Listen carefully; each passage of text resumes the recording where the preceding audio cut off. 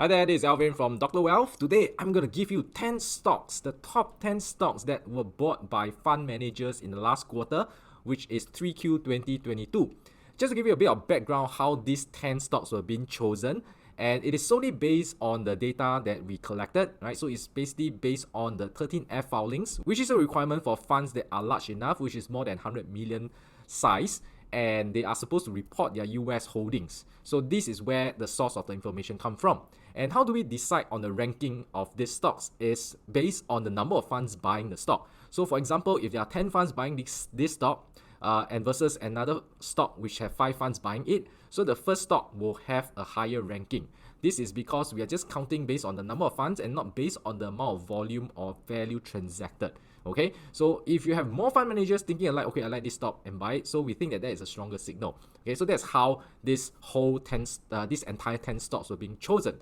And without further ado, let's look at number 10. So number 10 is Disney, and we should all be familiar with this. Some of us have even watched the cartoons Mickey Mouse and Donald Duck while growing up, and now we're watching Marvel even as adults. So 7 funds have invested in them, and one of them is Third Point. You might not be familiar with Third Point, but it is a hedge fund that was founded by Dan Loeb, and he is a well-known shareholder activist. As an activist, he has wrote quite a number of letters to Disney management to suggest some ways to enhance shareholder value. So activists, you can see, they don't just sit there with their investment, they actually actively engage the management to push for certain changes that they like to see. They have added more Disney stock to their existing position, so we should see it as a good news, right? Because they are more positive about what's coming up next.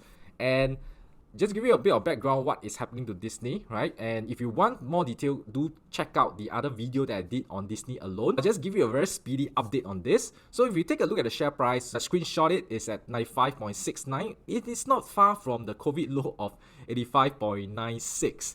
Okay, so the share price has not been doing well, right, with the new CEO on board, Bob Chapek, but now he has been ousted, and the ex-CEO Bob Iger has returned to the helm, and he just did a town hall with Disney employees, and they're going to make a probably different strategic direction. He's talking about trying to bring back the creativity that Disney thrive on. So let's see whether he has a second successful stint in Disney again.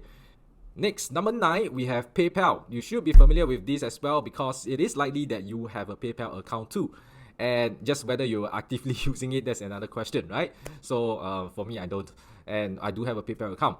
7 funds have invested in PayPal, and Tiger Global Management is one of them. Again, this might sound like not a very famous or popular hedge fund out there, but actually it is just that it has been more active in the private equity space, doing a lot of venture capital stuff, funding a lot of startups, tech startups especially. In fact, I read somewhere it has raised the most amount of venture capital, okay, in the venture fund world. So it is not nobody, okay? So this Tiger Management is actually one of the big players in the fund management space. So they have invested in PayPal in the last quarter.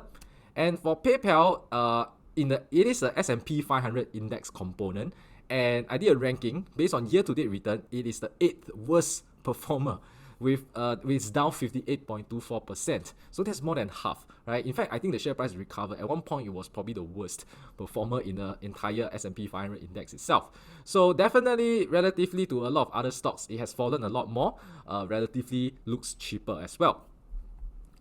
Number 8, we have Booking.com. This is an online travel agency where you can book flights, hotel stays, etc., etc. So 8 funds have invested in it, and I never put any names here because a majority of them are really, or all of them are not familiar to me. I would believe that it will not be familiar to you as well, right? So we'll skip that names. And this is the 5-year performance, and we can see that it has not really moved much, right? It has recovered at least to the pre-pandemic period, before the big drop during the COVID scare itself, right? And travel-related industry like Booking.com definitely will take a very big hit from it. And with travel recovering and Booking third quarter revenue has improved 36%, the fundamentals is really catching up, right? And I think that the share price have declined this year is mainly due to the interest rate environment, which affected majority of the stocks anyway, right? So Booking.com unfortunately was also caught in that hamper some of the stock price recovery. But in terms of business, it has really regained a significant amount of that loss in the COVID itself. So I believe that given enough time, right, this interest rate issue, this recessionary fear, this bear market, when it's done, Booking.com would eventually recover with the rest of the markets as well.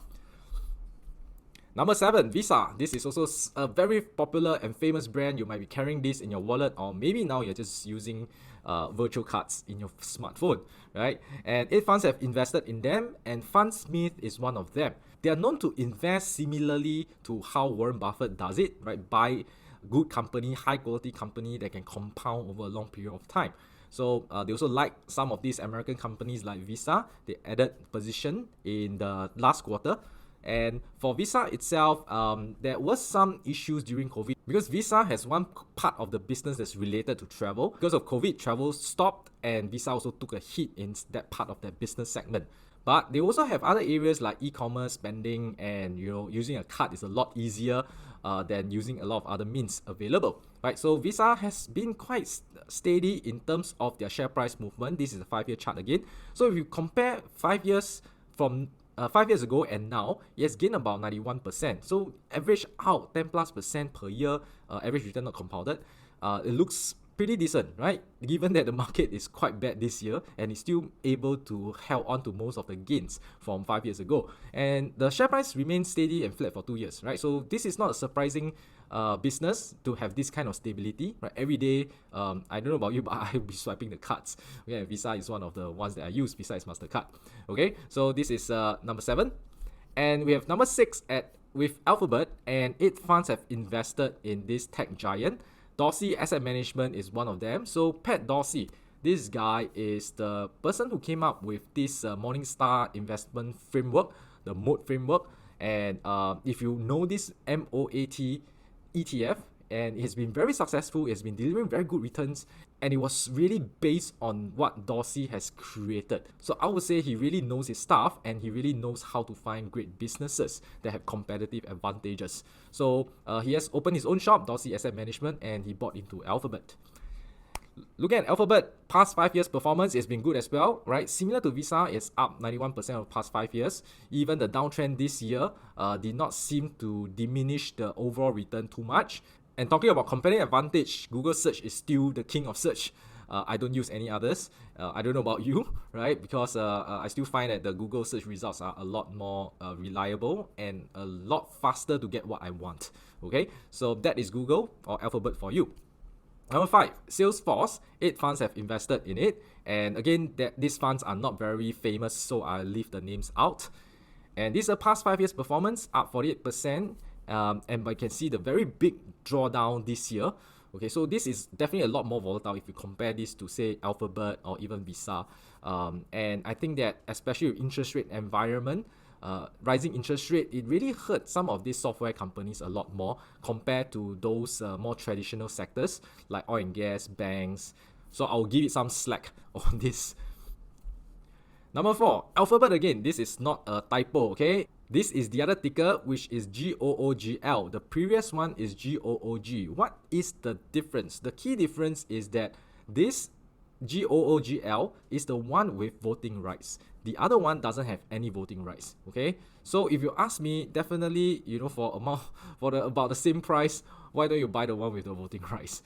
Okay, that's just my point of view. But some people don't mind buying the one that without. Okay, so that's why there are 2 entries over here, and 11 funds have invested in this counter that has the voting rights. And Fundsmith is one of the buyers again. The share price performance is similar to the other one without the voting rights, so I'll skip that part.